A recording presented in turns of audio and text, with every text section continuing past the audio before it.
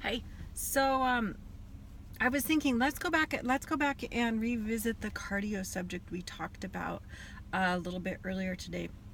So we talked about how when you add the cardio into your daily routine and then you don't do the as many things as you should be doing that are active within your daily life, whether it's oh, sorry, I'm sitting here waiting for my kid. Whether we're parking too close, or choosing the drive-through, or just sitting on our ass at home, those are some of the things that happen when you add cardio in at the gym instead of just being active in your daily life. There's also something else that can go on though too. I mean, if you choose to add the cardio in and you're cool with doing that, and your daily life is good, and you're staying active in your daily life too. Then you're still, like, you still have fat to cut, you still have weight to lose, you can up your intensity of cardio at the gym. That's fine, but you need to be really, really aware of what you're doing. So that means you need to know, like, mentally, and you have to remind yourself this too. You need to remind yourself that you're working hard in the gym. That does not give you justification to be a slacker like in other areas. So if you're going to up your intensity of cardio, what you need to do is be really mindful of ensuring that you're still staying just as active during your daily life, because otherwise your results still won't happen. They still won't be or do what you want, because you're still decreasing activity in daily life. Another huge problem that I see happening sometimes with cardio, especially, I guess somewhat in weightlifting, or in group classes too, but is that you'll go in and you'll bust your ass, for an hour and a half, depending on what the hell you're doing. And then you go and negate it by justifying poor, poor nutrition choices.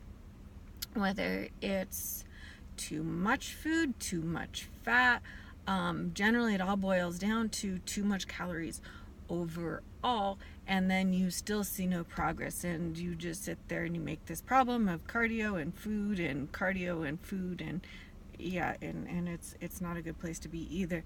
So those are a couple more pieces of information that you may find useful. Apply them or not. I mean, it's free country. It's do whatever you want. But yeah, if you're gonna up your cardio, be mindful of what you're doing, and don't use it as justification for anything, for decreased activity, or for increased calorie consumption.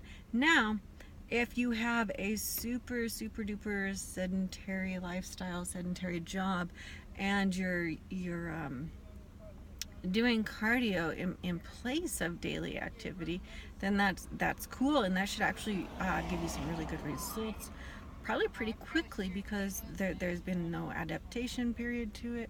You might find yourself a little more tired, but you still do need to be mindful and make sure that you're getting as much action, like daily activities, as you were doing prior to when you stepped up on that treadmill, elliptical, stair machine, whatever you took up as your choice of cardio. Choice of cardio really doesn't matter. It all boils down to your preference, what you like to do, what doesn't cause you any pain. Some people feel pain on the treadmill.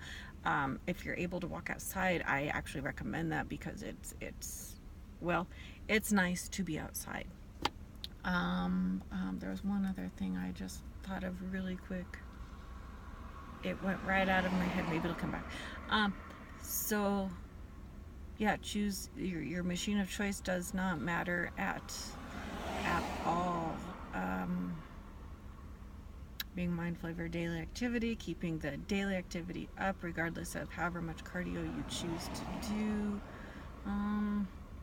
Well, darn, if I remember what I had originally thought of there, I will post another video and let you know what that one was. But those are some other good tips. You can train in heart rate zone if you like to do that.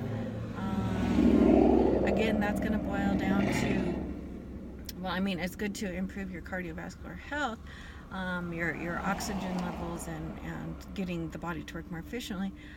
But again, that's going to boil down to your level of intensity and what you can put out and then still maintain your daily life.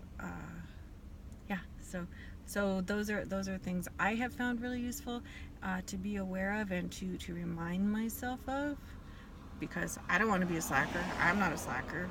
I don't want to portray that for anybody. But yeah, questions, comments, drop them. I'd love to hear them. I wish you all the best in your fitness journeys.